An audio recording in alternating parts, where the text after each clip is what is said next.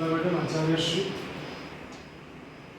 ઇન્દ્રિબેન, તમામ સ્ટાફના મિત્રો, અધ્યાપક મિત્રો, વાલા દીકરા, આજે વલસાડમાં તો ઘણી બધી વખત આવી ગયો, પણ તમારા ગવર્મેન્ટ પોલિટેકનિક કોલેજમાં પ્રથમ વખત આવવાનું થઈ રહ્યું છે.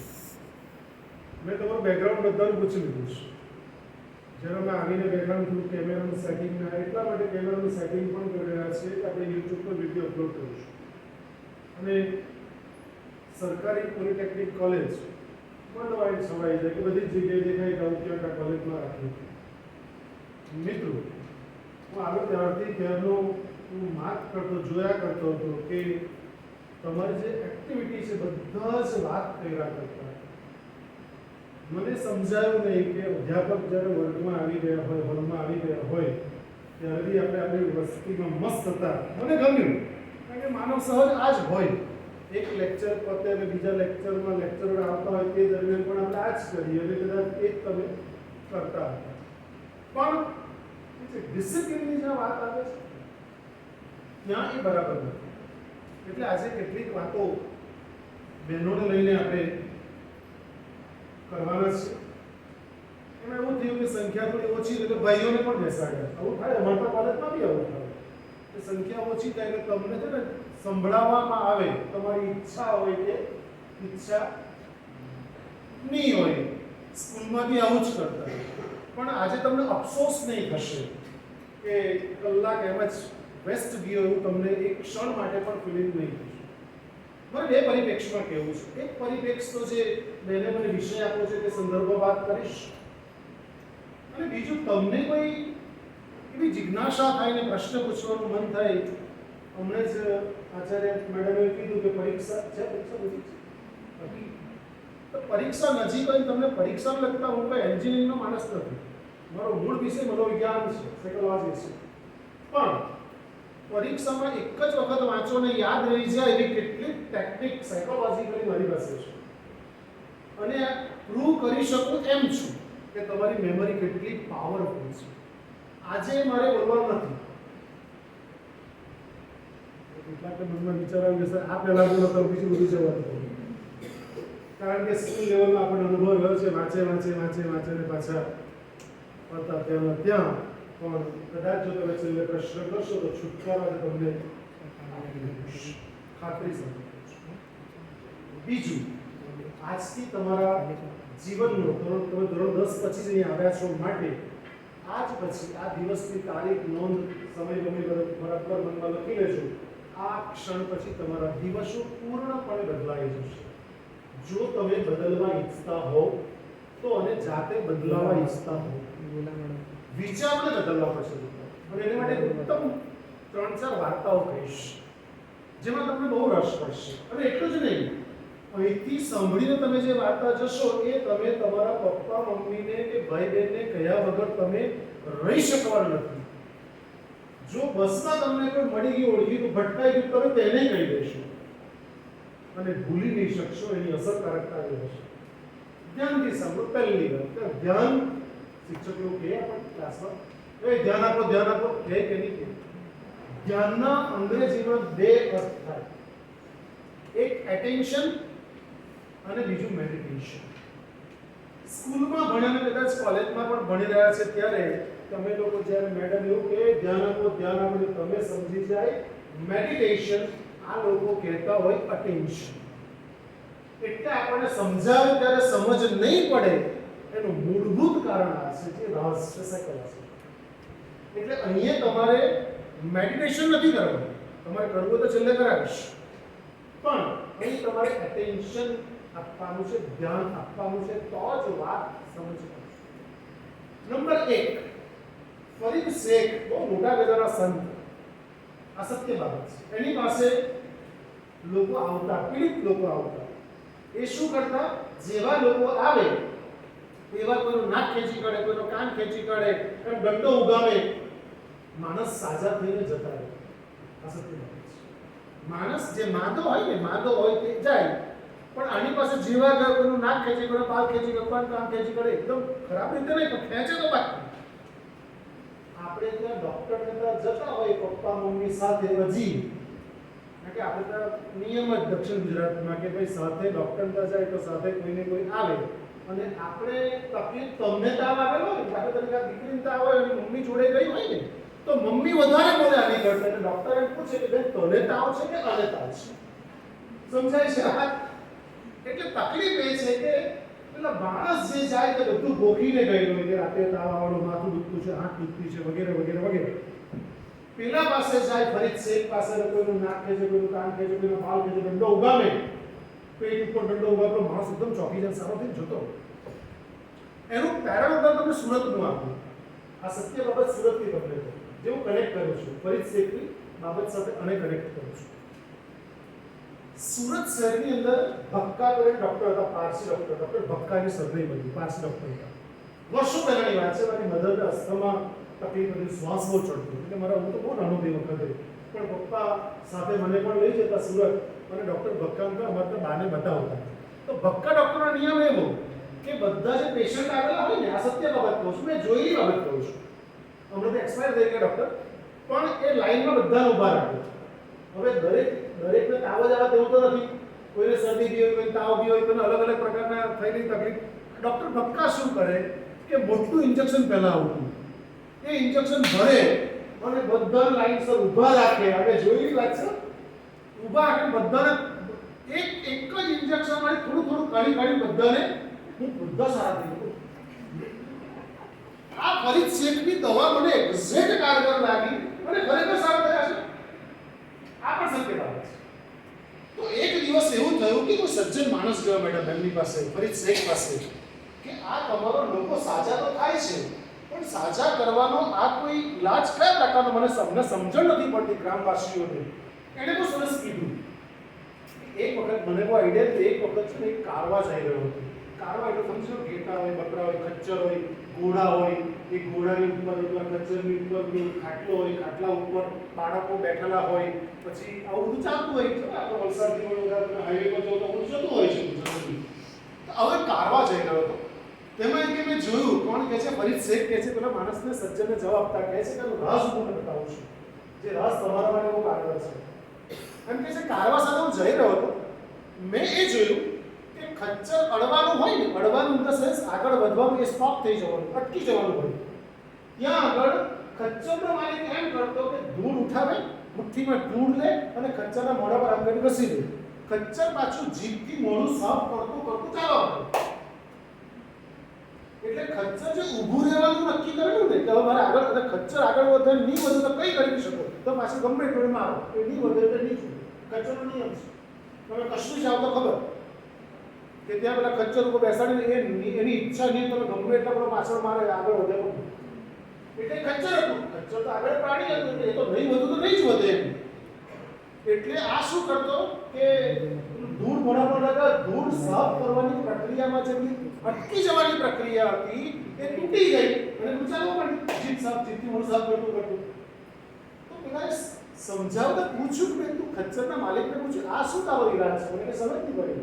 કે મને ખબર પડી જાય છે કે અડવાનું છે એટલે હું શું કરું છું, આ મારો પ્રયોગ વર્ષોથી કારગર નીવડ્યો છે કે ધૂળ ઉઠાવું, મોઢા પર ધૂળ ઘસું, પેલો મોઢા પર ધૂળ સાફ કરવાની પ્રક્રિયામાં પેલું અટકી જવાનું ભૂલી જાય.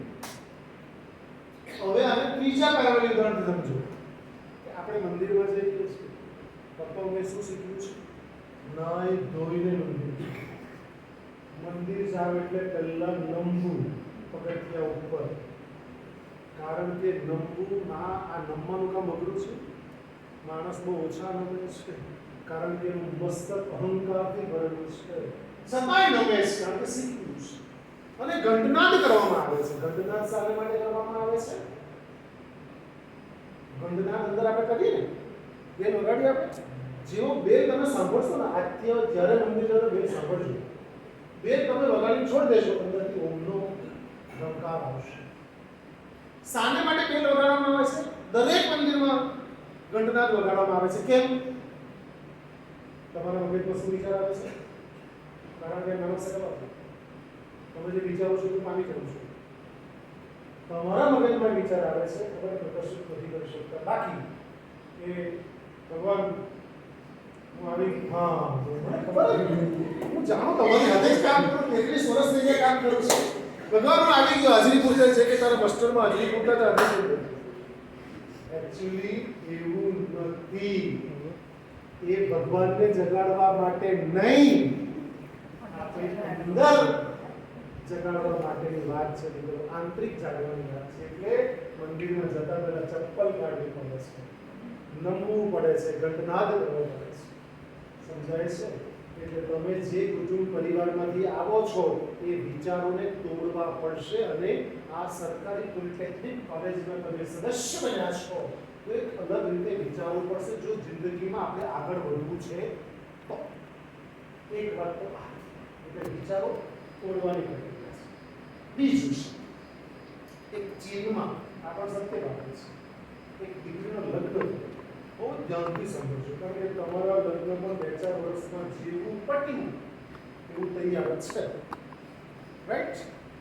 એટલે આ બધા પૂર્વ તૈયારીના ભાગરૂપે કઈ મૂકે તમને પછી બહુ અફસોસ નહીં થાય કે આ તો કેટલું જલ્દી પપ્પા આપણી ગોઠવી બેનનું તો આટલું જલ્દી ગોઠવી કરું મને તો ભણવા તો દેવ મારે તો જીપીએસસી કરવું છે આ ક્લિયર કરવું છે મારે એન્જિનિયર થવું છે D2Dમાં જવું છે તો કેટલી બધી વાત છે પણ આ એક દીકરી એનું નામ હતું લીલી એના મેરેજ થાય એમાં જે ગામમાં મેરેજ થાય ને ત્યાં વેદ ભુવન રહેતા હતા એના ફાધરને ઓળખતા હતા જે ગામમાં મેરેજ થયા તે પરિસ્થિતિ એ થઈ કે લગ્નને થોડા જ દિવસ થયા પછી ઝઘડાઓ સ્ટાર્ટ આપણે તો બને ચાલુ અને ઝઘડાઓ કોનો હોય મોટે ભાગે क्योंकि संस्कृत बहुत ही एकता का पूरे भारत देश में सत्यानाश वाળો છે કારણ કે એણે સ્ત્રીઓને એટલું મહત્વ આપ્યું અને એકાદ સિરિયલમાં તો ભૂતકાળમાં એવું થતું કે પેલી પત્ની પતિને થપ્પડ મારી દેવી એટલે અમારો પ્રોફેસર મેલ કરો તે વખતે ભાઈ તમે આવી મોટી સિરિયલમાં બતાવો સ્ત્રીઓને પ્રોત્સાહન નહીં આપો કે પતિને થપ્પડ મારી દેવી આ રીતે એટલે સાસુને બહુના ઝઘડા શરૂ થઈ ગયા એક દિવસ ઝઘડામાં એવું થયું કે ચીનનો રિવાજ છે જે મારા પપ્પાઓને પગે લાગે એ વાત પર છે આવું અને પછી તે વાત પર આવું છું તે લોકો નમવું પડે ચીનમાં દિવસમાં 2 વખત નમવું પડે સાસુને અને વડીલ લોકો એટલે પણ નમવાનું બી એને રોજ ઝઘડા થાય એટલે પેલી ત્રાસી ગઈ બહુ અને આજની છોકરીઓ બહુ જલ્દી ત્રાસી જાય છે અને અંતિમ પગલું ભરી લે છે પણ આ ચીનની દીકરી અંતિમ પગલું ભરવાનું વિચાર્યું નહીં પણ એણે એમ વિચાર્યું ઊંધું વિચાર્યું શું વિચાર્યું કે સાસુને હવે ખતમ કરીશ માથા કુંતર જાય એટલે વેદ હુઆંગ પાસે વેદ હુઆંગને એમ કહ્યું કે મારે મારી સાસુને મારી નાખવી છે એની મને દવા વેદ હુઆંગ આયુર્વેદિક ડોક્ટર હતા એટલે વેદ હુઆંગ આખી વાતને સમજી ગયા કે ભાઈ છે શું એટલે વેદ હુઆંગના રૂમમાં ગયા થોડાક પડીકા લઈ આવ્યા રોજ આપવાના પડીકા અને એને કહેતા એમ કહ્યું કે દીકરા એક કામ કરે ઓળખ વેદ હુઆંગને ઓળખતા હતા લીલી તો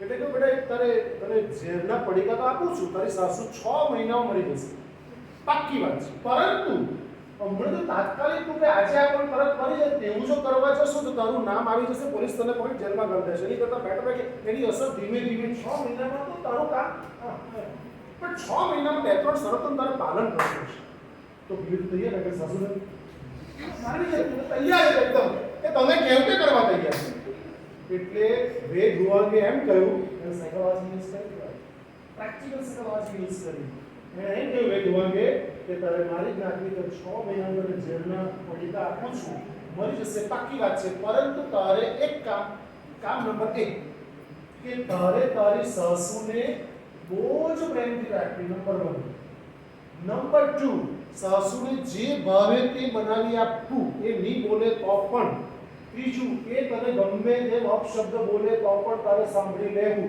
ચોથું કે તને મારે તો તારે બોલવું નહીં તારે હસતા હસતા માર ખાઈ લેવાનું પણ હસતા હસતા જવાબ આપવો તારે ગુસ્સો કરવો નહીં આ 4 શરતોનું પાલન કરશે તો જે બહુ જબરજસ્ત કામ કરશે 6 મહિનામાં તો હા એમ તો જોઈતું જ હતું એટલે તૈયાર થઈ ગઈ કલ્લે જેવી ભુવન પાસે ગઈ બંદા ખુશ રાજી થઈ ગઈ તો એણે એટીટ્યુડ આખું બદલી કાઢ્યું અને એણે તો પેલી રાપ બહુ ભાવતી એટલે એનું પહેલું કામ શું કરતી જેવી સસકાણું બનાવે એટલે રાપાની પડી રાખવાનું કોઈ દાણો નહીં ચૂકે એનું કામ પહેલા મિક્સિંગ કરી દે અને સાસુને બહુ પ્રેમથી પાય હસતા હસતા પાય સાસુએ એકાદ મહિનો તો જોયું કે આ કઈ રીતે આર્ટિફિશિયલ બિહેવિયર કરતી છે એટલે એણે વધારે હેરાન કરવાનું કામ આ તો નક્કી કર્યું કે તો મારી જ છે એટલે આપણે ભલે નહીં હેરાન કરે.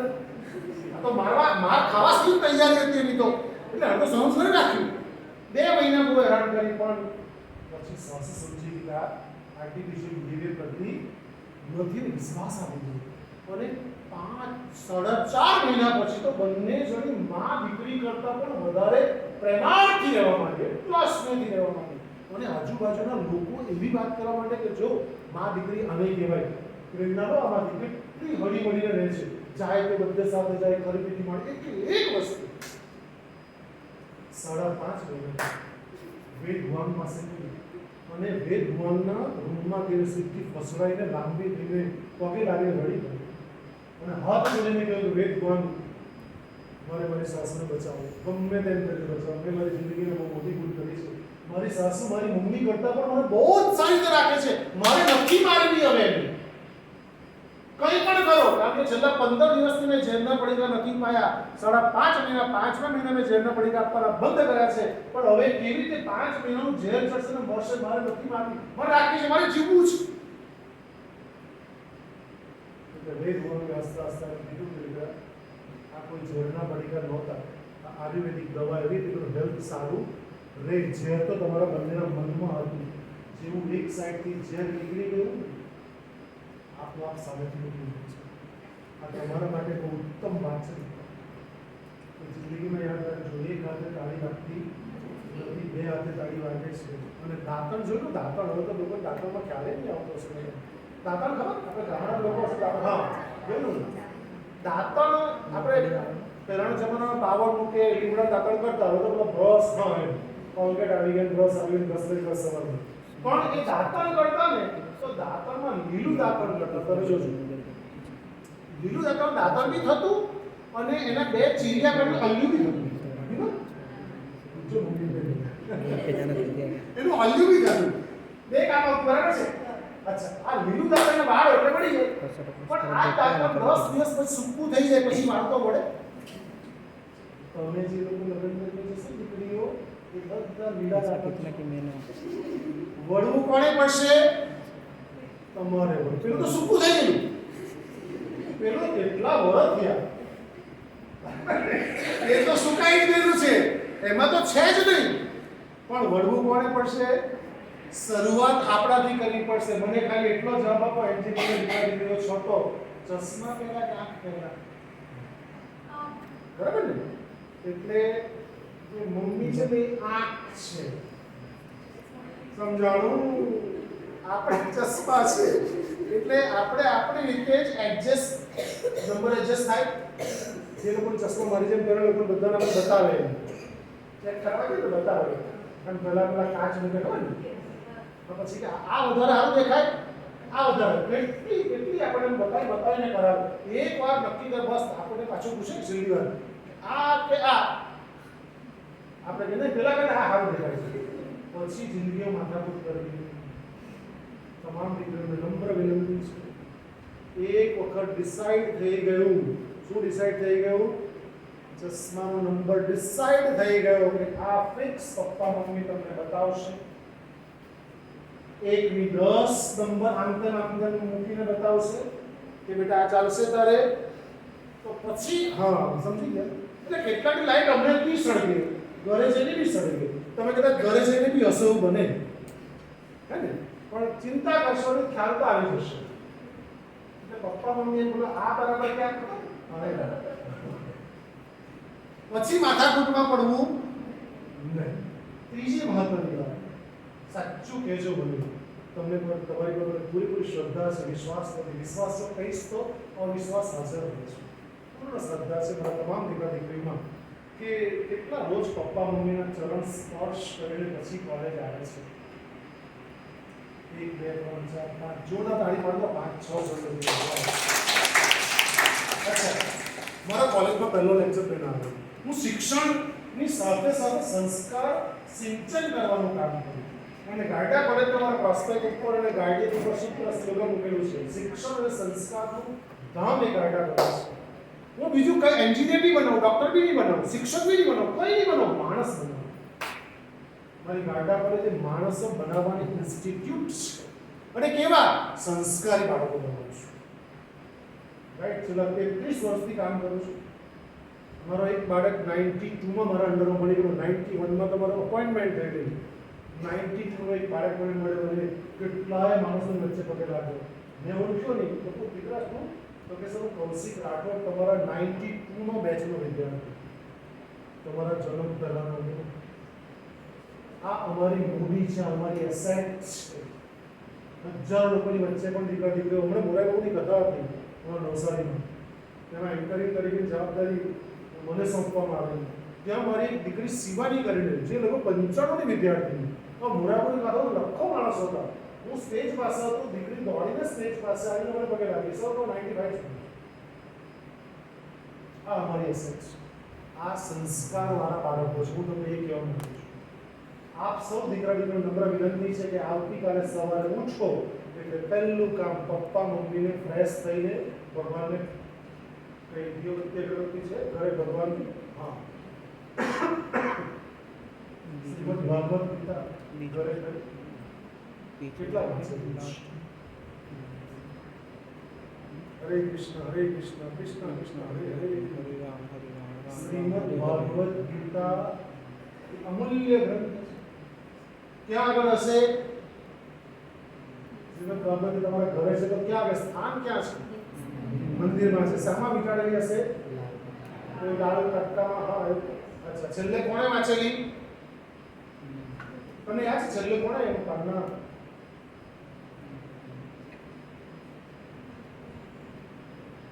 હમણાં 5000 વાલીઓનો સેમિનાર હતો, એમાં મેં વાલીઓને કીધું કે અમારો પગાર સરકારને કહીને વધારો ના, તમે અમને પગાર આપો. વાલીઓને એમ કીધું નહીં, કારણ કે તમે નથી વાંચતા વાલી લોકો, એટલા માટે મારા બચ્ચાઓ નથી વાંચતા. મારું ઉદાહરણ એટલા માટે આપું, તમને પ્રેરણા મળે એટલા માટે. મારા ફાધર વર્ષોથી રામાયણ મહાભારત ને ગીતા વાંચે. મને કહેવું જ નહીં પડ્યું કે વાંચી ગયો. હું વાંચું, વર્ષોથી વાંચું. મને વાંચતો જોઈને મારા બંને દીકરા દીકરીઓ વાંચે, એને કેવું જ નહીં પડે. સમજાય છે? તમે નથી વાંચતાનો તમારો કોઈ ફોલ્ટ નથી, કારણ કે પપ્પા તમને ખબર જ નથી. મેં એક કોલેજમાં જઈને એવું પૂછ્યું છેલ્લે કોણે વાંચ્યું, કે સર કે મારા દાદી એક્સપાયર થઈ ગયા, તો પપ્પાએ દાદીના માથા પાસે બેસીને કે વાંચતા હતા.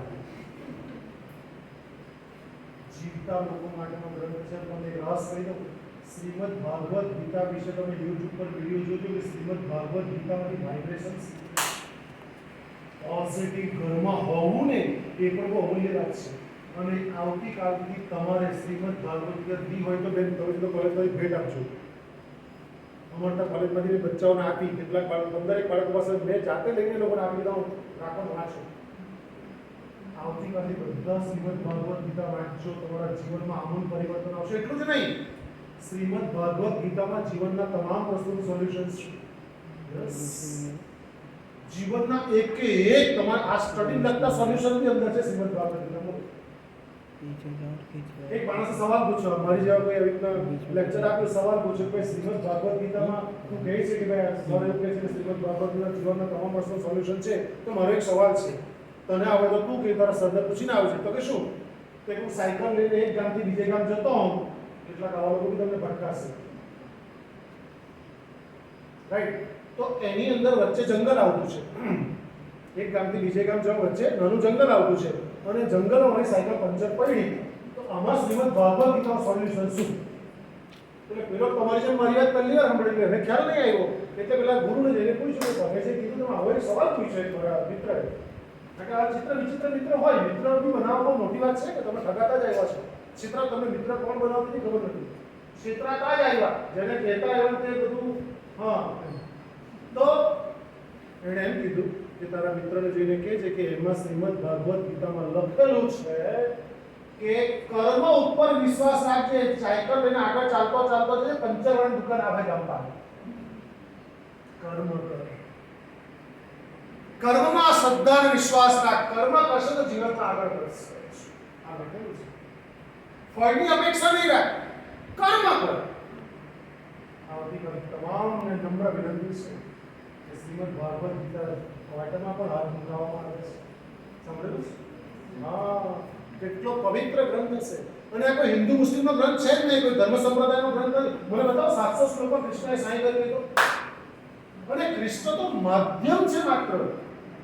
દરેક શ્લોકમાં કહે છે ભગવાન વાચ પરમ તત્વ કંઈક કહે છે, વાત ત્યારે કરીશું. પરંતુ જે મેઇન વાત ત્રીજી મારે કહેવાની છે કે આવતીકાલથી રોજ પપ્પા મમ્મીને પગે લાગવાનું. હું લાગુ છું, લાગશો બધા આવતીકાલથી? કેટલા ખાલી આવા પાડતા છે, રાઈટ? એટલા માટે લાગવાનું તમને ત્રણ કારણ કહી દઉં. મારી વાત તમારા હૃદયમાં બેસે તો તમારે લાગવાનું, અને મારી વાત તમારા હૃદયમાં નહીં બેસે તો નહીં લાગવાનું. મારી વાત મારી પાસે. ક્લિયર? કોઈને પણ પ્રશ્ન થાય તો મને પૂછી લો. ચલ આપણે 5-10 મિનિટ પ્રશ્નોની પણ રાખીશું, રાઈટ? તમને લાગતું કે સરને કંઈ પૂછવા જો બિંદાસ પૂછો. દરેક પ્રશ્નનો જવાબ મારી પાસે છે. કોઈ પણ વસ્તુ તમારી પાસે. માતા પિતા તમારા જન્મદાતા છે. સ્વીકારો છો બધા? તમારી મમ્મી અને મારી મમ્મીએ 9 મહિના આપણે પેટમાં રાખ્યા, રાઈટ? એના લોહીથી આપણે બન્યા, એના ઓક્સિજન એટલે જે શ્વાસની તરફથી આપણે શ્વાસ લીધો, રાઈટ? મમ્મીને આ અવસ્થામાં જ્યારે તમે અને હું પેટમાં હતા ત્યારે મમ્મીને બધું તીખું ને એવું બહુ ભાવતું હતું. મમ્મીએ છોડ્યું આપણા સ્વાસ્થ્ય માટે. એણે દાદર બહુ ઝડપથી ચડતી, ચાલવાની ઝડપ વધારવાની, ઝડપ ઘટાડી, કેમ કે આપણા સ્વાસ્થ્યને કશું નુકસાન ન થાય, રાઈટ? કોઈ માણસ એમ કે એમાં શું મોટી વાત છે, તો મારો પ્રશ્ન એ છે કે શું 9 દિવસ સુધી 24 કલાક હાથમાં તું પુસ્તક રાખી શકે ખરો? નીચેનું કોણ રાખેલો માણસ? તો જે માએ તમને ને મને 9 મહિના સુધી પેટમાં રાખ્યા છે, અને પ્રસવની પીડા માને ખબર છે, એટલા માટે કહેવાય જનની જોગ શક્તિ કઈ જોડે, જનની જન્મદાત્રી છે.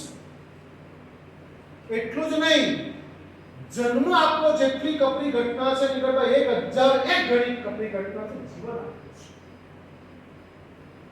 જન્મ આપવું તમે સમજ્યા, પણ સાથે સાથે બીજો કયો શબ્દ આવે છે? જીવન આપવું. જીવન આપવું એટલે શું? તમને ન ખબર હોય બરાબર. સાપણ પોતાના બચ્ચાને જન્મ આપ્યા પછી મારી નાખે છે. કૂતરી પોતાના બચ્ચાને જન્મ આપ્યા પછી મારી નાખે છે. ઇવન કેટલી ક્રૂર ઘાતકી વિલાસી માતાઓ પોતાના બાળકને જન્મ આપ્યા પછી કચરા પેટી ડબ્બામાં ફેંકી દે છે. સીડબ્લ્યુસી હમણાં છે, એમાં 3 બાળકો છે સીડબ્લ્યુસી માં, ચાઇલ્ડ વેલફેર કમિટીમાં. એક મહિનાનું બાળક મળી આવ્યું વિલાર પાસે, રોડ પર, હાઈવે પર, તે બાજુના ખેતરમાં. 1 મહિનાનું બાળક. તમારી માએ અને મારી માએ નથી કર્યું, એટલા માટે તમે એવું કહે છો. માટે પટેલ આપું છું. એટલું જ નહીં, કેટલી ક્રૂર ઘાતકી વિલાસી માતાઓ, 9,000 કરોડ ઉપરાંત માતાઓ પોતાના બાળકને પેટમાંથી પરલોક પધરાવી દે છે. તમારી માએ અને મારી માએ નથી કર્યું ને, માટે તમે એવું કહે છે. એટલું જ નહીં મિત્રો, જ્યારે જન્મ્યા ત્યારથી જ અગ્નિ શું છે આપણને ખબર નહોતી. ચૂલા પાસે, ગેસ પાસે પહોંચી ગયેલા મમ્મીએ દોડીને તકેદારી નહીં રાખી હોત તો? મને બતાવો. હાથમાં રોટલી કે પૂરીનો ટુકડો તો કાગડો આવીને તમારી નજીક બેસી ગયો છો, મમ્મીએ તકેદારી નહીં રાખી હોત તો તમારી એક આંખ તો 100% ફોડી નાખો.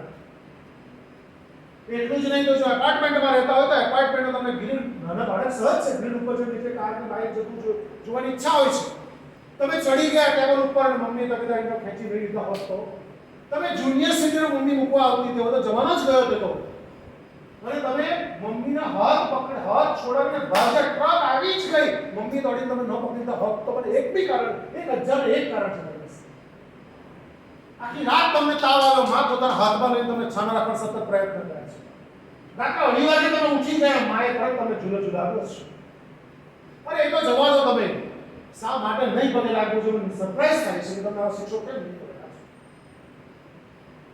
મા બાપ તો નહીં જ મળે, શિક્ષક કેમ નહીં મળ્યા અત્યાર સુધી? આટલું મા બાપનું ઇમ્પોર્ટન્સ નથી કહો તમે. એટલું જ નહીં, મને એ બતાવો, વિશ્વનો એક માણસ બતાવો, તો બધા સમજદાર બચ્ચાઓ છો, એક માણસ બતાવો કે તમારા ને મારા ટટ્ટી પેશાબ સાફ કરે. એક માણસ બતાવો વિશ્વ. તમારી માએ ને મારી માએ આપણા ટટ્ટી પેશાબ સાફ કરે છે, પ્રેમથી સાફ કરે છે.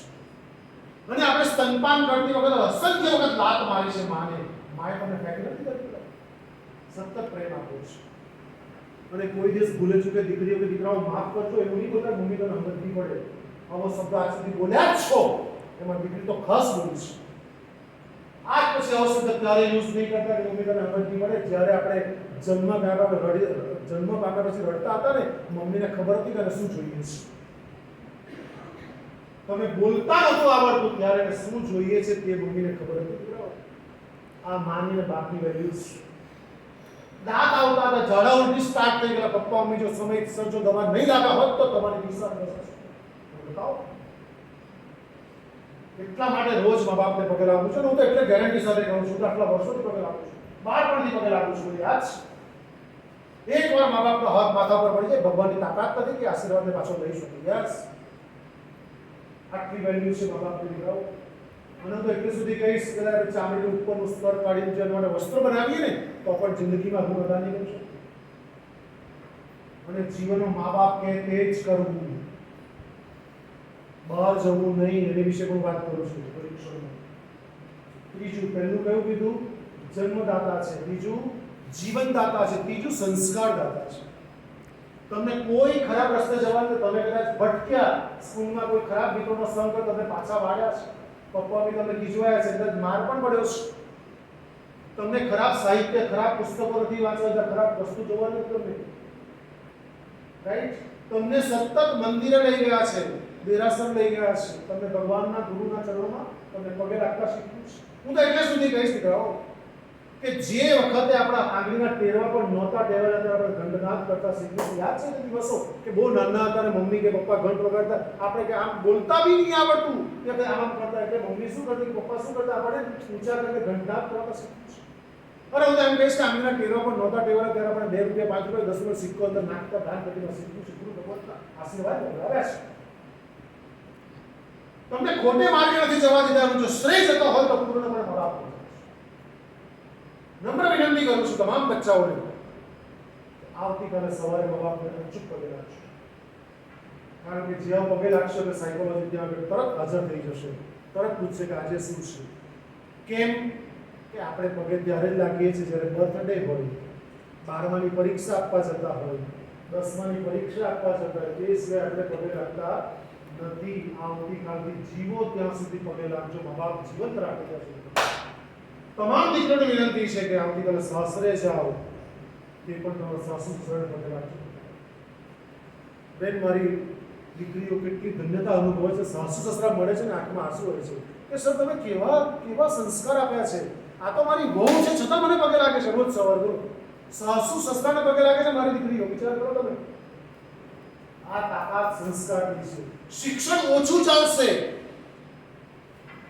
કમ્પ્યુટર એન્જિનિયરિંગમાં એક શબ્દ ઓછો આવડશે ચાલશે, સંસ્કાર એકલી ઓછો નહીં ચાલશે. એક વખત જો ભટકી ગયા, દુનિયાની કોઈ તાકાત તમને નહીં બચાવી શકશે. ચોથું, લાગશો આવતીકાલની અને ગણપતિ મૂરત નહોતા દીકરાઓ, ગણપતિ મૂરત નહોતા. એને શું કહ્યું? માતા દેવ છે, પિતા દેવ છે. અને આપણે ત્યાં 12 વર્ષે બાળક ભણવા જતું ગુરુના આશ્રમમાં, 12 વર્ષની શિક્ષા પછી પહેલું શીખવતા વિદાય સમારંભમાં શું કહેતા? માતૃદેવો ભવ.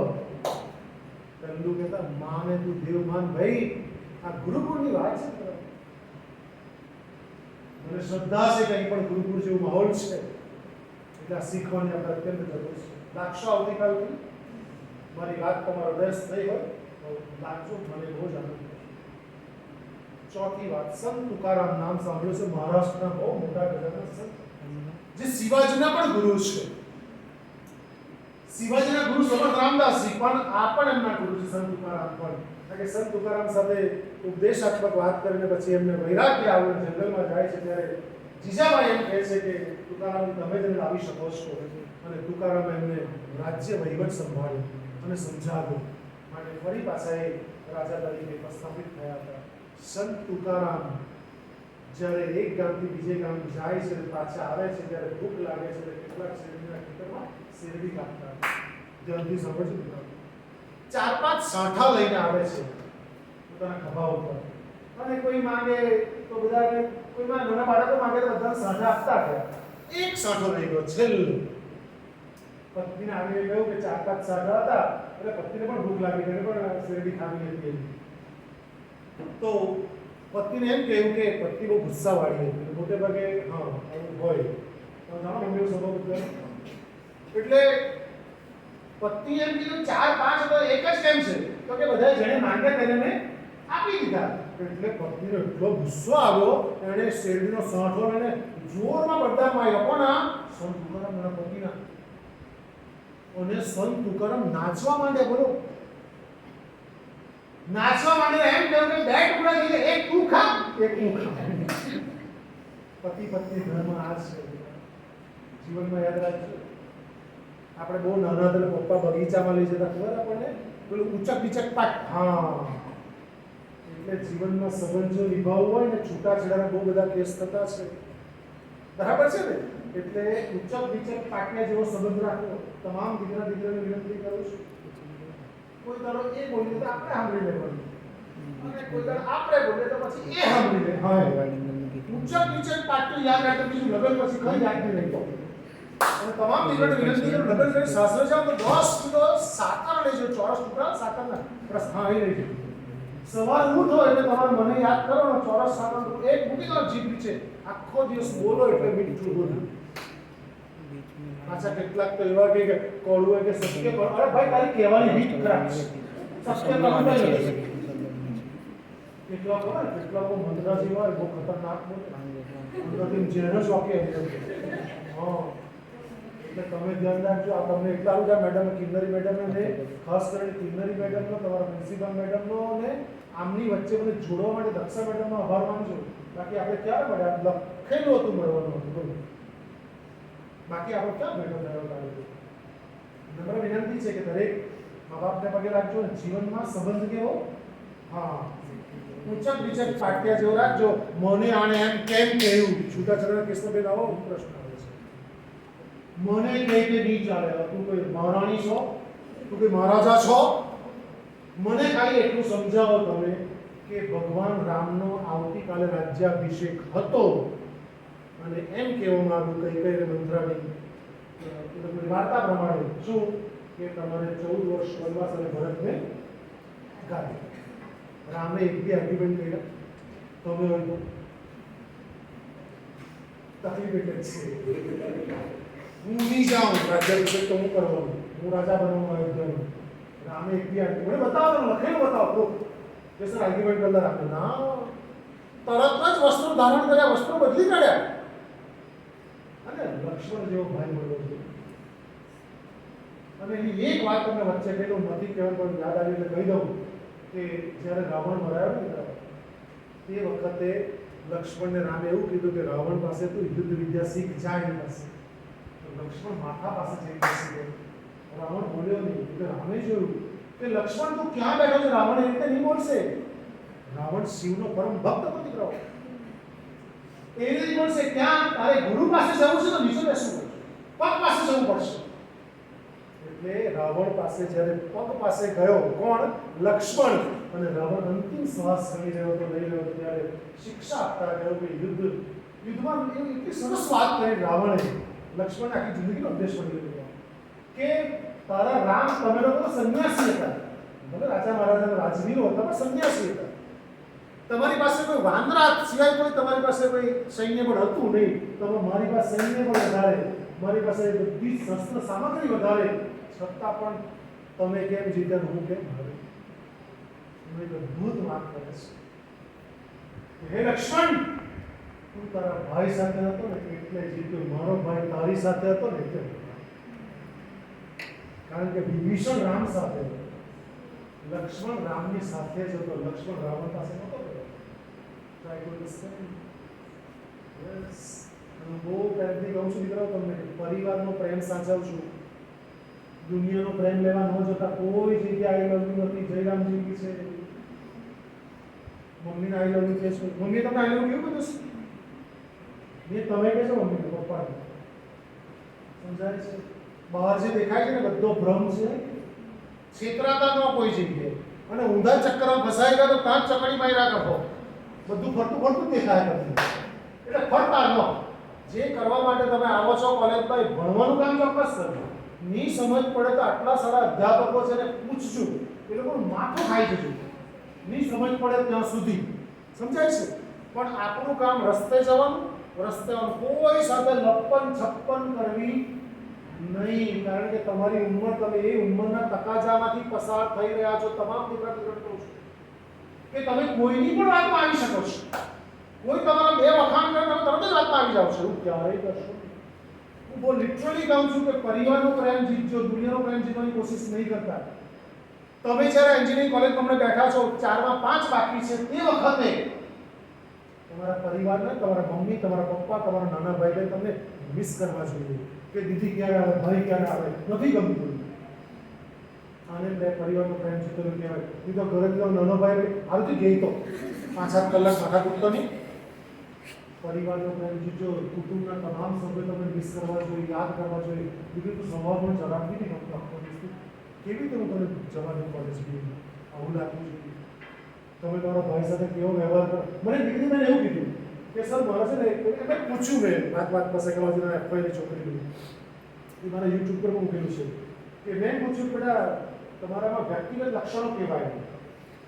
તો કે સર એક જ ખરાબ ટેવ છે. પૂછું કે મારો ભાઈનો નલ્લો છે ને હું કેવું તેમ નહીં કરું, બહુ મારું. મેં તે દિવસથી 15 મિનિટ વાત કરી એટલે મુક્તિ અપાવીને જીવન મળશે.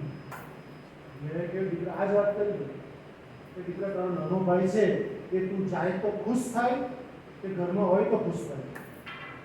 તો બસ રાઈટ. તો તમે તમારી હાજરી અને ભાઈને બી ભાઈ કહેજો. તમારા ભાઈનું નામ સુરેશ છે તો તમે સૂર્યો કેવો આપણે દક્ષિણ ગુજરાતમાં હે ને, તો તમે એને સુરેશભાઈ કહેજો. બહુ ઓડ લાગશે. આ રિયલ અને પ્રેક્ટિકલ સાયકોલોજી તમે શીખી રહ્યો છો. કારણ કે રિસ્પેક્ટ આપશો તો જ રિસ્પેક્ટ મળશે. આપણે ખાલી આ લેવું જ છે, આપવું છે નહીં. અને જે વાવશો એ જ લડશો. કુદરતના ક્રમમાં ફેર એટલું બતાવો તમે આટલા મોટા થઈ શકો. ઘઉં વાવ્યા હોય જુવાર ઉગી નીકળી બન્યું છે કોઈ દિવસ? આંબો વાવ્યો બાવળ ઉગી ગયો નવ્યો દીકરી શું કે કોઈ દિવસ નહીં બને. રાઈટ. જે વાવશો તે જ લડશો. જે આપશો. અને જિંદગીમાં હંમેશા આપતા શીખજો. આપનાનો હાથ હંમેશા ઉપર રહે છે, લેનાનો હાથ હંમેશા નીચે છે. આપતા શીખજો. કોઈને નહીં આપશો, આપો. દિવસનું એક કામ એવું કરજો જેમાં તમારો કોઈ સ્વાર્થ નથી. એક કામ માત્ર દિવસ. એનું ઉત્તમ ઉદાહરણ તમને શેર કરું તો બહુ મજા આવશે. જેનું નામ છે પદ્મશ્રી જસવંતીબેન. આ નામ સાંભળ્યું છે? પદ્મશ્રી જસવંતીબેન નહીં સાંભળ્યું? ઓકે, ચાલો હું પરિચય કરાવું.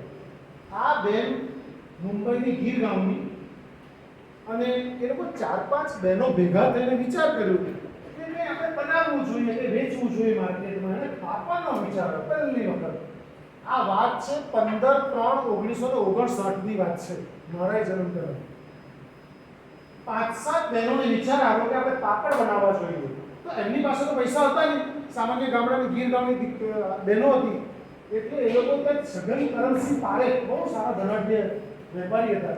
એમની પાસે જઈને વાત કરી કે અમારે પાપડ બનાવવા છે તો શું કરીએ, પૈસા તો છે નહીં.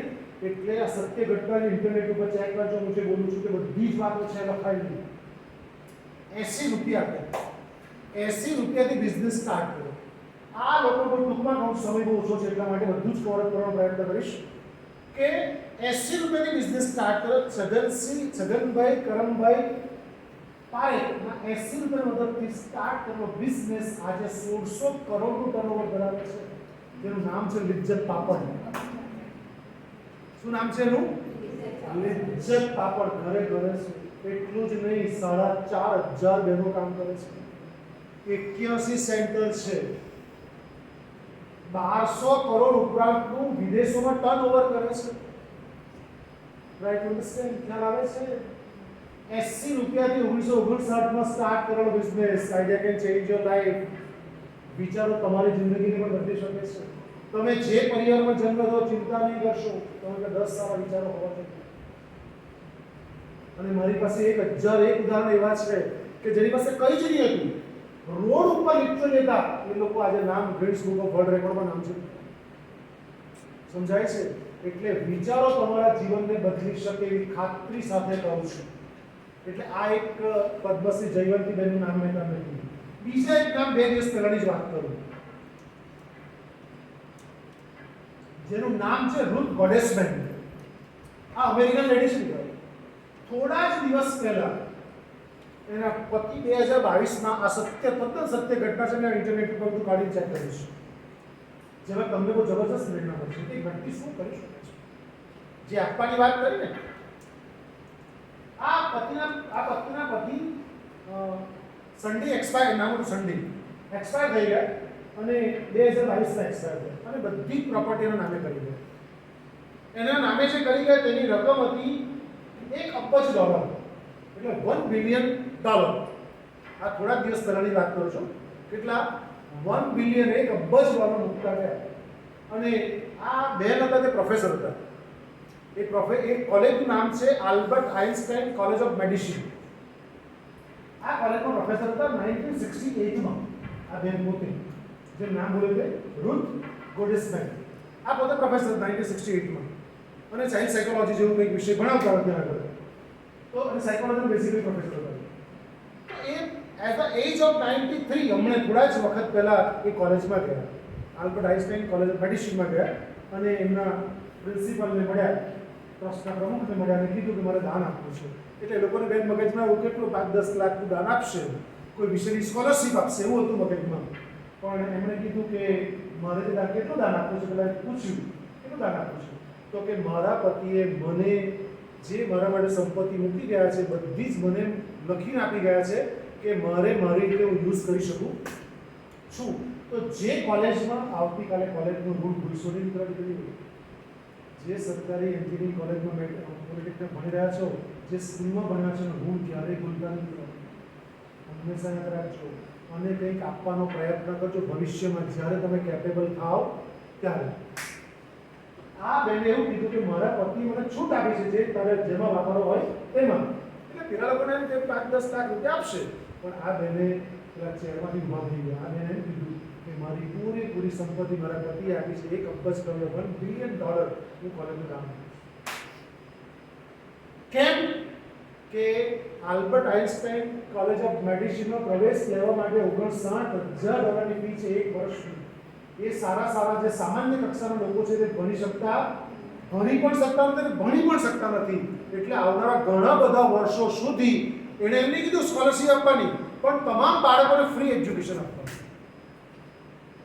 જ્યાં સુધી આ પૈસા ચાલે, આ પૈસાનું જ્યાં સુધી વ્યાજ આવે ત્યાં સુધી તમામ. અને તમારી જાણ માટે કહું છું કે ઓગસ્ટ 2024માં હવે જે લોકો પ્રવેશ મેળવશે એને ફ્રી ઓફ કોસ્ટ ભરવાનું. 4 વર્ષ સુધી મેડિકલ કોલેજમાં ડોક્ટર બનવાનું. અમેરિકાનો ઉત્તમ ડોક્ટર મળશે ને આપતા શીખવું બધું આપી દીધું. અને એવું કહેવાય છે બેન, આજ સુધી મેડિકલ ક્ષેત્રે આવેલો અમેરિકા પૂરા કન્ટ્રીમાં પહેલું દાન આટલું મોટું કે જેને પોતાની પૂરી સંપત્તિ આપી. અને જિંદગીમાં યાદ રાખજો દીકરાઓ, જે લોકો આપી જાય છે ને એ લોકો જીતી જાય છે. આપણે લોકો એટલા કંજૂસ છે કે પેલી આરતી આવે ને થાળીમાં તો ₹2 2 સિક્કા સુધી કામ હશે. ₹2 2 10 નોટો નથી આપતા શીખજો. એટલા માટે કે જીવનમાં એક કર્તવ્ય કરવું એવું કરજો કે જેમાં આપણો કોઈ સ્વાર્થ નહીં હોય. આવતીકાલથી કરજો. શું કરવાનું? કોઈ મેં 2-4 રૂપિયાનું બિસ્કિટનું પેકેટ આપી શકો તમે, 5 રૂપિયાનું ગ્લુકોઝ જો તમને પોકેટ મની આપે છે પપ્પાને તમને, રાઈટ? તો 5 રૂપિયા અઠવાડિયાનો અથવા તમને જેમ ઠીક લાગે તેમ એક કામ એવું કરવું છે અને બિસ્કિટનું પેકેટ ફાડીને આપજો, બિચારો ખાઈ શકે. અથવા કોઈ એપલ આપજો. તમને કોઈ ગરીબ માણસ, ભિખારી માણસ લાગે તેને હંમેશા કહીને કે આપજો. પૈસા નહીં આપતા, કોઈ વસ્તુ આપજો, રાઈટ? અને છેલ્લે તમારે એવું લાગે કેટલાકની પરિસ્થિતિ એવું કે સર એવું નથી 5-10 નું દાન કરી શકે તેવું નહીં હોય તો મહેરબાની કરીને 6 પ્રાર્થના રોજ કરો. 3 પ્રાર્થના વોલેન્ટરી છે, 3 પ્રાર્થના કમ્પલસરી. મારા દીકરા વર્ષોથી કરે છે. એક કે તમે હોસ્પિટલ પાસેથી પસાર થાવ ત્યારે અંદર કોણ દાખલ છે આપણને ખબર નથી, તો હૃદયથી પ્રાર્થના કરજો, કોઈને સંભળાયા વગર મનોમન. શું કે હે પ્રભુ, હોસ્પિટલમાં જે દાખલ છે એ લોકો જલ્દી સાજા કરીને ઘરે મોકલો. બસ આટલું કહેવું. જ્યારે હોસ્પિટલ પાસેથી પસાર થાવ ત્યારે. બીજું, 108 નો સાયરનનો અવાજ આવતો હોય તો કહેવાનું, મનમાં જ કહેવાનું કે હે પ્રભુ, કોઈ પણ વ્યક્તિ તકલીફમાં છે અને લેવા જઈ રહી છે કે લઈને આવી રહી છે આપણને ખબર નથી, પણ જલ્દી સારવાર મળે અને જલ્દી સાજો થઈને ઘરે જાય તેવી તું કૃપા કરજો. ત્રીજું, સ્મશાન પાસેથી પસાર થાવ જ્યારે પણ ત્યારે હે પ્રભુ, દિવંગત આત્માને સમજો. 3 પ્રાર્થના વોલેન્ટરી છે. આવતીકાલથી અને આજથી અમે ઘરે જાઓ ત્યારે પણ એવું લાગે તો કરજો. નંબર 1. નંબર 2, જે ચોથી પ્રાર્થના છે, હે પ્રભુ, નાના બાળકની માં ક્યારેય મૃત્યુ નહીં પામે. બીજું, યુવાન પત્નીનો પતિ ક્યારેય મૃત્યુ નહીં પામે. છેલ્લું, વૃદ્ધ મા બાપનો દીકરો, યુવાન દીકરો ક્યારેય મૃત્યુ નહીં પામે. આનું રહસ્ય તમને કહી દઉં કે જ્યારે આપણે જેને ઓળખતા પણ નથી ત્યારે બીજા માટે પ્રેયર કરીએ છીએ, આપણે આપણા માટે પ્રેયર કરવી પડતી નથી. અને સત્ય બાબત છે કે તમે લોકો માટે જેને ઓળખતા પણ નથી, એટલે તમને મેં કીધું કે દિવસનું એક કામ એવું કરજો કે જેમાં આપણો કોઈ સ્વાર્થ નહીં, બસ કઈ રીતે આપી દેવું છે. એ તો છેલ્લે નિયમ એનો રાખતા હતા. બે મારી જ્યારે શિક્ષક આવીને વાત કરીને છોકરા બહુ મોટિવેટ થઈ ગયા. તો બે છોકરા બીજે દિવસ સ્કૂલ આવ્યા, મને બહુ હસે સરે પ્રાર્થના પછી પછી લેક્ચર ચાલુ, સરે બોલવાનું ભણાવવાનું ચાલુ, એટલે આગળ જાય બહુ હસે ને બહુ જ હસે. એટલે સર પછી ખીજાણું, કેમ શું છે એમ કે સર તમે કાલે શીખવેલો ને અમને કે નિસ્વાર્થ ભાવે એક કામ કરો કરીને આવી જશે. પણ સરે એમ લાગાવતો હસે કેમ તમે શું છે, એટલે પેલો એકથી તો રહેવાતો જ તો બહુ હસતો હતો. બીજો કે સર જરા ખીજવાયા કે ભાઈ કેવને શું છે તમારું, કેમ હસો છો આટલા બધા. એટલે પેલાથી તો રહેવાય જ નહીં, પેલો તો હસતો જ હતો, માનતો જ નહીં, તો સર કેવી વાત નહીં માનતો. એટલે બીજા જરા ગંભીર જેવો થયો, પછી કીધું કે શું છે, તો કે સર એકચ્યુઅલી તમે કાલે અમને નહીં શીખવેલું કે નિસ્વાર્થ ભાવ સેવાનું એક કામ કરજો. સર અમે કરીને આવ્યા, તો આપણે સારી વાત છે સર. એમ નહીં તો પેલો હજુ હિસાબ કરતો ને બધું હજુ હસતો હતો કે એમ નહીં સર. તો કેમ, તો કે સર એકચ્યુઅલી એવું હતું કે એ તમે એમ કીધું કોઈ બી સેવાનું કામ કરજો, એક વૃદ્ધ માતા હતા, તેને અમે રસ્તો પાર કરાવ્યો. તો સરે કીધું વેરી ગુડ, બહુ સારું કર્યું. સર એમ નહીં તો હજુ પેલું વધારે હશે કામ સામે સામે. કે સર એમ નહીં, તમે બે જણાએ વૃદ્ધ માતાને ખેંચીને આ રસ્તે એ રહેતા બહાર તને જરૂર નહીં હતું.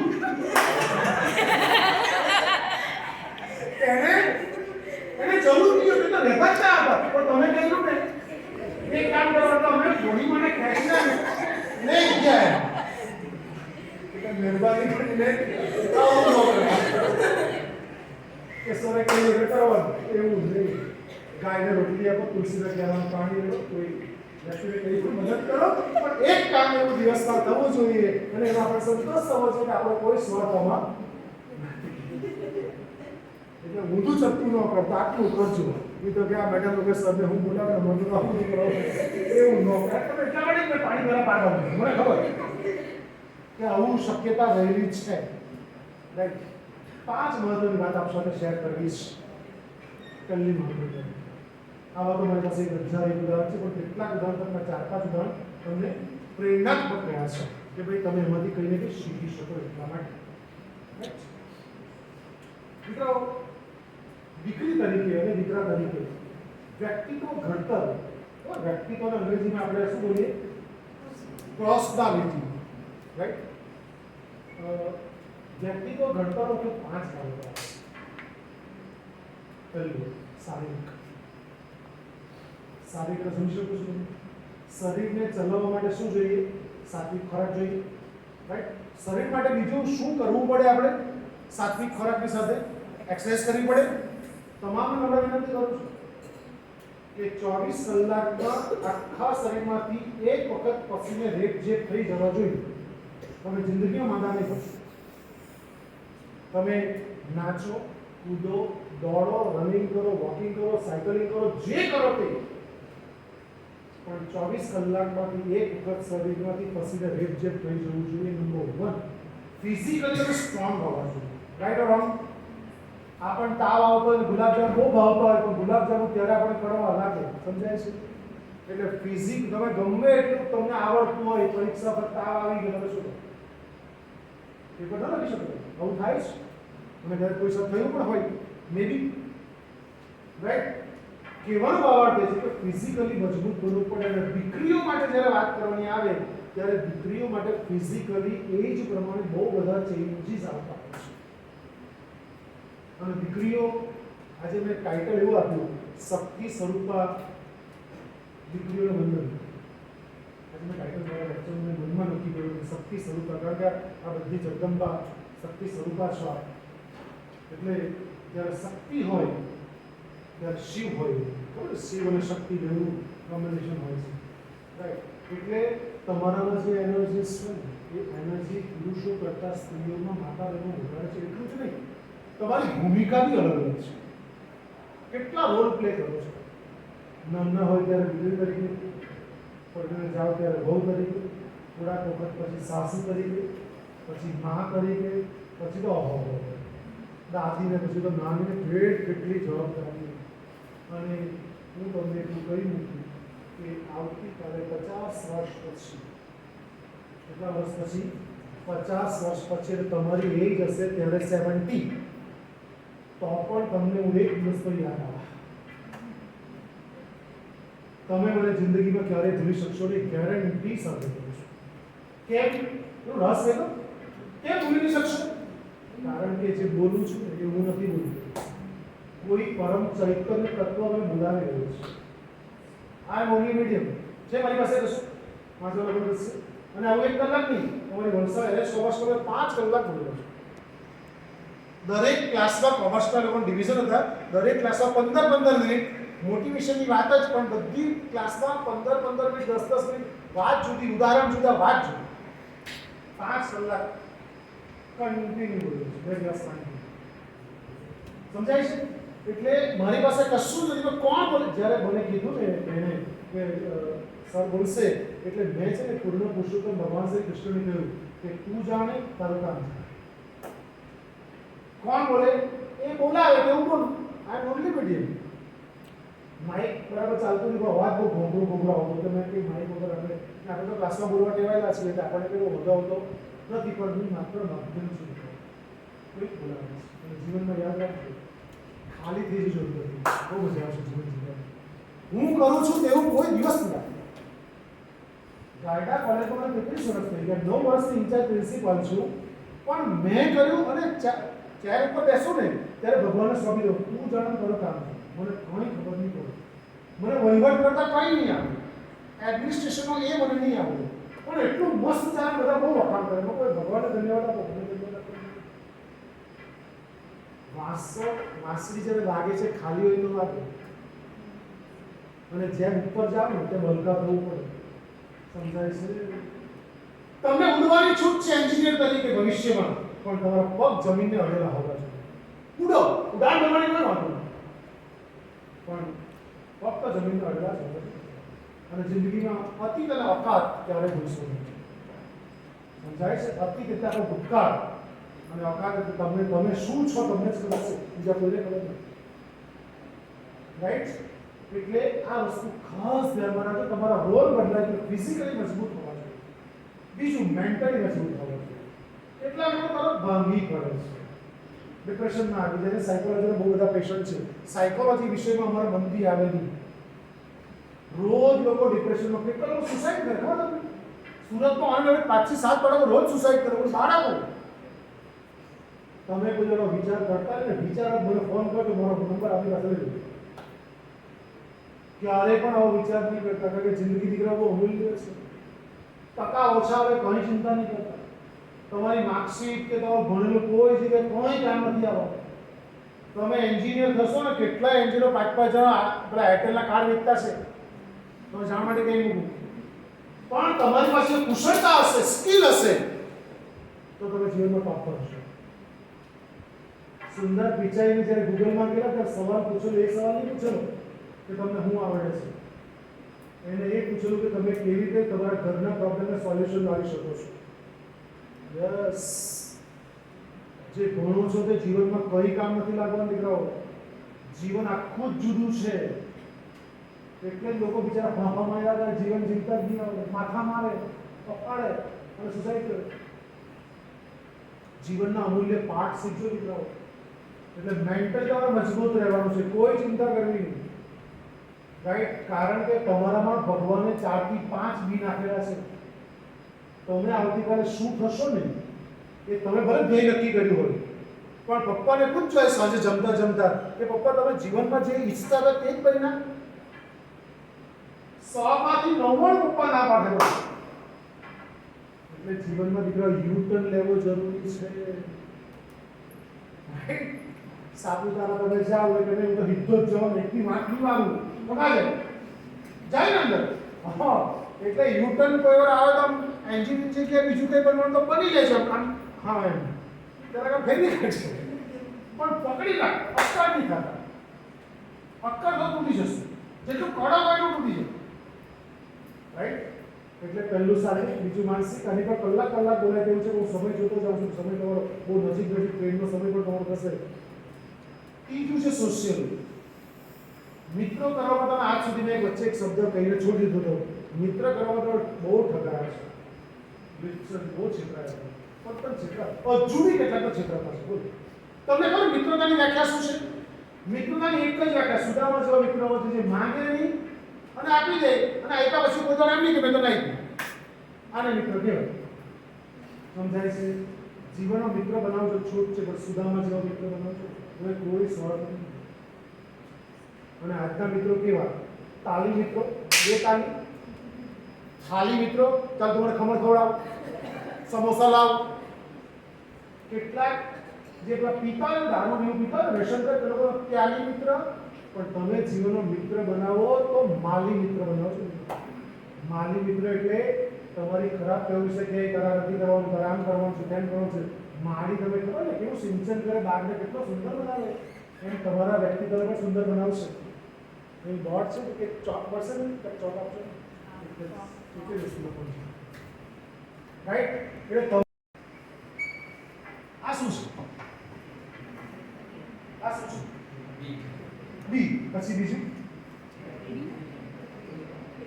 એ, પછી વી નીકળે, ડબલ્યુ નીકળે, ડબલ વી નીકળે, બરાબર? એટલું બધું નીકળે બધું. પણ એકચ્યુઅલી જો ઓળખવું હોય તો હવે તમે જો, હવે તમે ફટ દઈને બોલશો.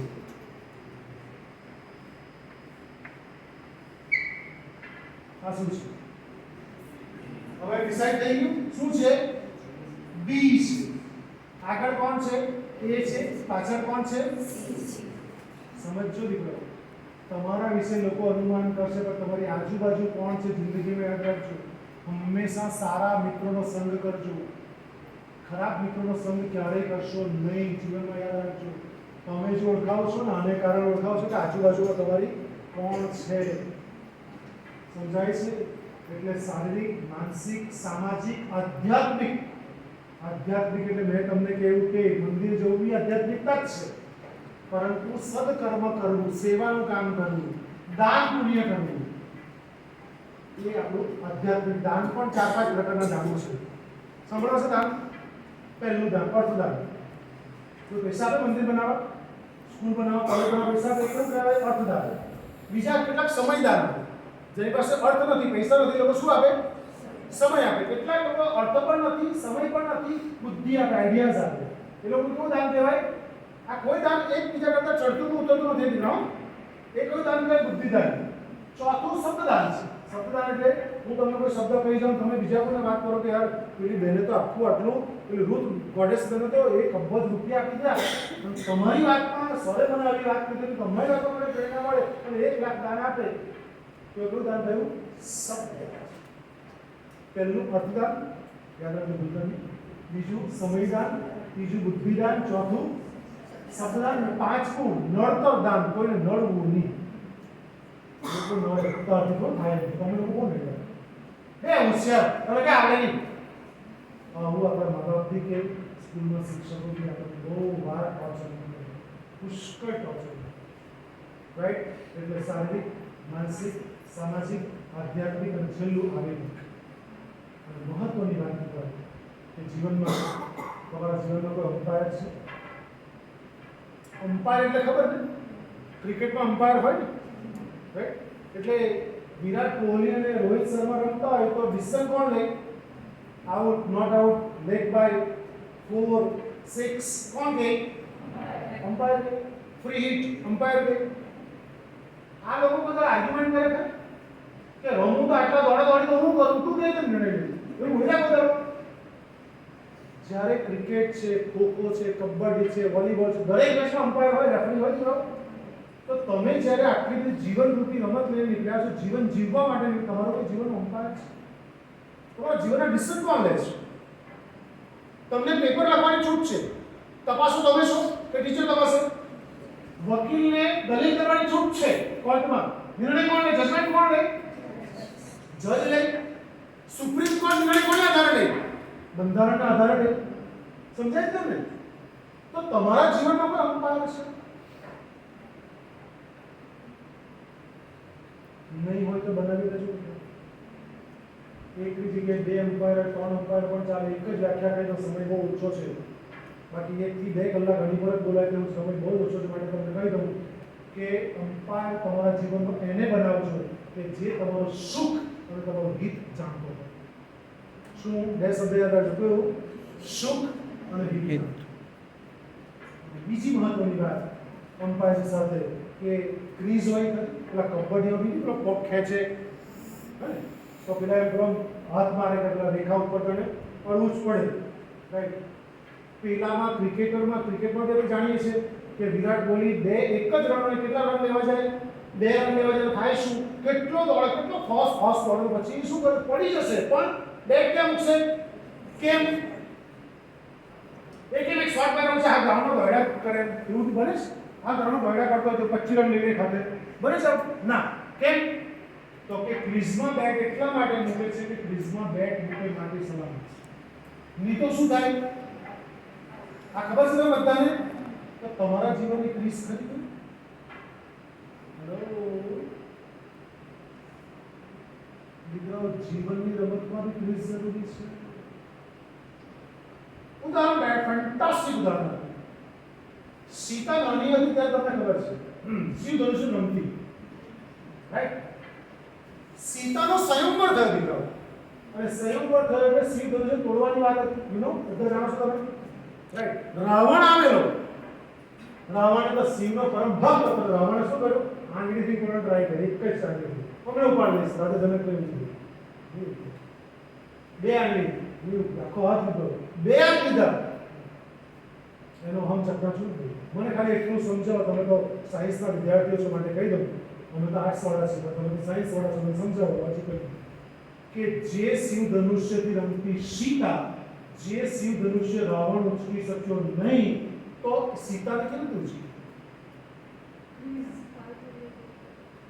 બરાબર ને? સમજાય છે કે શિવ ધનુષ આ ચોક તમે નહીં ઉપાડી શકતા તો મને કેમ ઉપાડી શકતા? સમજા, ચોક તમે નથી ઉપાડી શકતા તો ચોક સાથે મને તમે કેમ ઉપાડી શકતા? It's quite impossible, right? સીતાને રાવણ ઉપાડી ગયો. નંબર 1, રાવણ સ્વરૂપે આવેલો.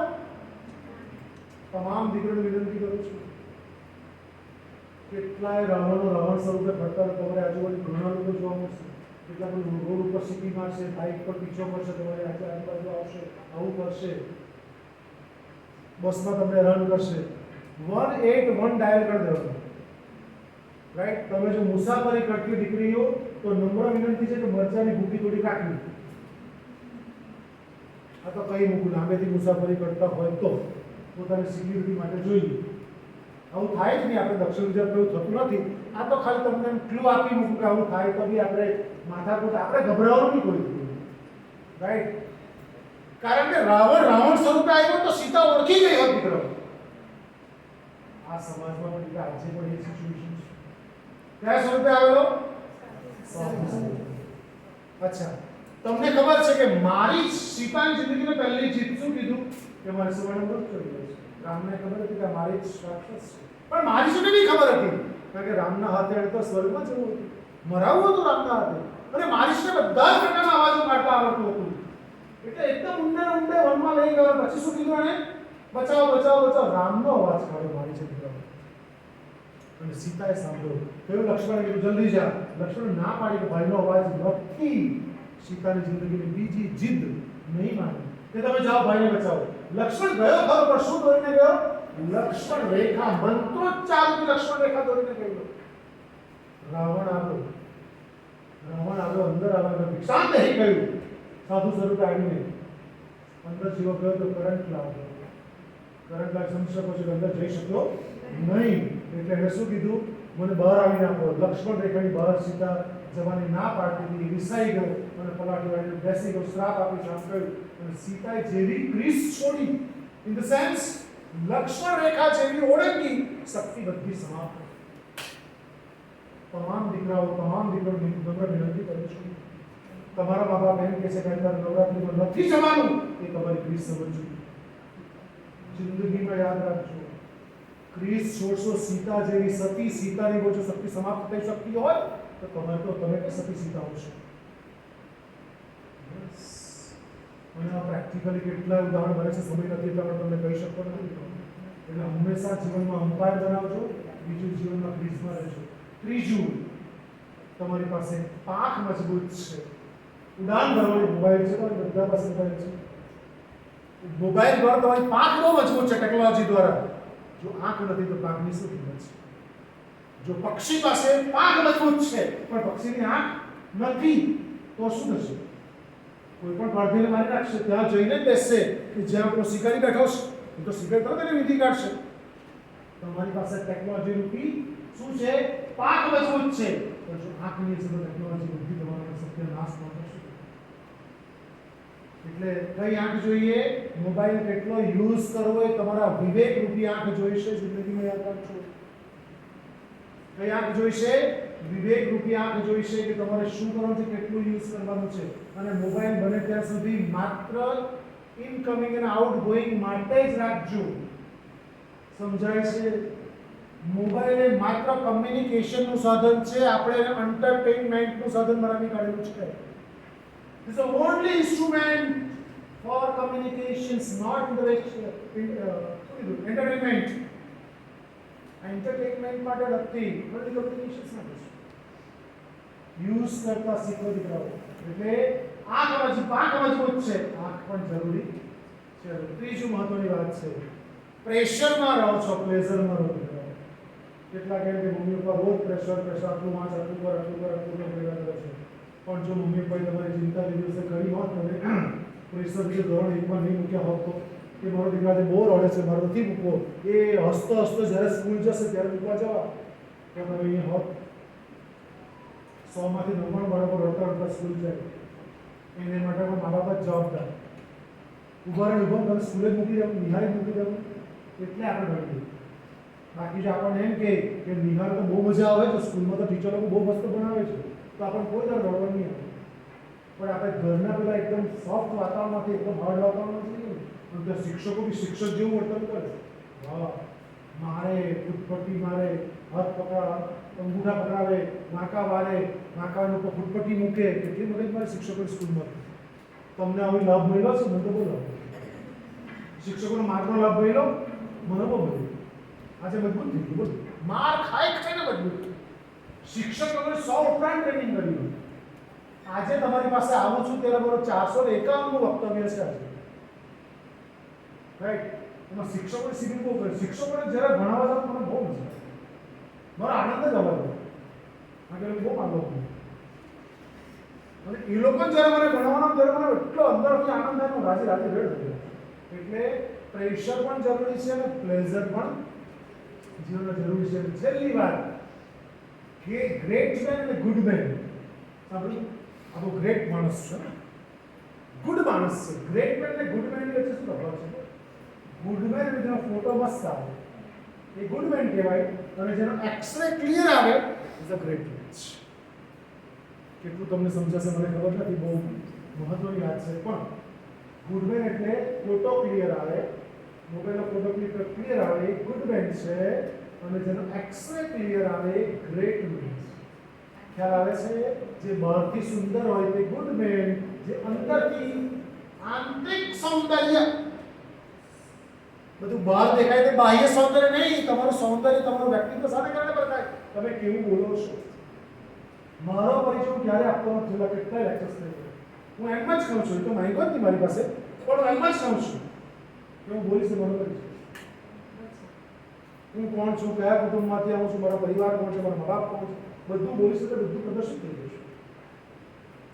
છેલ્લી વાત હોય જ્યારે વાત કરી છે તો કહી દઉં સાથે સાથે કરેક્ટેડ કે આજ પછી ક્યારે અપશબ્દ બોલતા નહીં. આજ સુધી બહુ બોલ્યા નથી, કારણ કે તમારી આજુબાજુનું વાતાવરણ એવું જ છે. પણ તમામ નમ્ર વિનંતી કરું છું કે તમે જે અપશબ્દ બોલશો ને એને કારણે તમારા મા બાપ કોણ છે, તમે કયા સમાજમાંથી આવો છો, કઈ સંસ્કૃતિમાંથી આવો છો, કયા કુટુંબમાંથી આવો છો, પ્રકાશ કરો છો. બસ વાળાને હાથ કરો, બસ વાળા નહીં ઊભી રાખે એને અપશબ્દ નહીં બોલતા. મહેરબાની થેન્ક યુ કહેજો. રિક્ષાવાળામાં બેસો, રિક્ષાવાળા પાસે, પણ રિક્ષાવાળો 5 ની જગ્યાએ 10 રૂપિયા આપી દો, પુણ્ય કમાવ દીકરાઓ. 5 લે તો 10 આપો, 10 લે તો 15 રૂપિયા આપો, કોઈ ચિંતા નથી. સમજાય છે? અને જેવા રિક્ષામાંથી ઉતરો થેન્ક યુ કહેજો. આજ પછી યાદ રાખજો જીવનમાં. કોઈદા બોલે તમે રિક્ષા થેન્ક યુ કીધું, બસના ડ્રાઈવર થેન્ક યુ કીધું? તમને યાદ નથી દીકરાઓ, લોકો આપણે જીવડાવે છે, આપણે જીવતા નથી. બ્રહ્મા રહેતા રહેતા નહીં કોઈ દિવસ. લોકો આપણને જીવડાવે છે, રિક્ષાઓ રાઈટ ટ્રેક પર છે, સામેવાળા ઠોકી દે તમે શું કરો? સમજાય છે? બસ વાળા ની ઊભી રાખે તમે અપશબ્દ નહીં બોલતા. આગળ છે તમારા ફ્રેન્ડનો ફોન આવશે કે પેલા બસ વાળા તું કાં છે? તો તું તો સ્ટેન્ડ પર ઉભો રહો, બસ વાળો ઊભી રાખી સારુથી નહીં બેઠો. એ તો કે દારૂ પીધેલો હતો ને કે ઠોકાઈ ગઈને 10 માણસ મરી ગયા. સમજાય છે? કોઈ પણ માટે વોટ ઓફ થેન્ક્સ કરતા શીખો. રાત્રે સુવો ત્યારે બી થેન્ક યુ કહો, સવાર ઉઠો ત્યારે બી થેન્ક યુ કેમ? કારણ કે કેટલાય લોકો ઊંઘમાં મૃત્યુ પામે છે. સવારે સૂર્યોદય પણ જોઈ શકતા નથી. વોટ ઓફ થેન્ક્સ કરો, પપ્પા મમ્મીને થેન્ક યુ કહો, ભાઈ બહેનને થેન્ક યુ કેવું. સમજાય છે? સમય સમાપ્તિની ઘોષણા અંદર થઈ રહી છે. રાઈટ 4:30 ને 5 થવા તમારે પણ બસ ટ્રેનનો સમય થયો છે. મને બોલાવવા બદલ આપણે કષ્ટ ચાલુ થઈ રહીશું. બોલાવવા બદલ આચાર્ય મેડમનું, વિજય મેડમનું અને રક્ષા મેડમનું તમામ અધ્યાપક મિત્રોનો અંતઃકરણનો આભાર માનું છું. મારી ચર્ચાને માત્ર અલ્પ વિરામ આપું છું. ફરી પાછા મળીશું. ધન્યવાદ. જય હિન્દ, જય ભારત.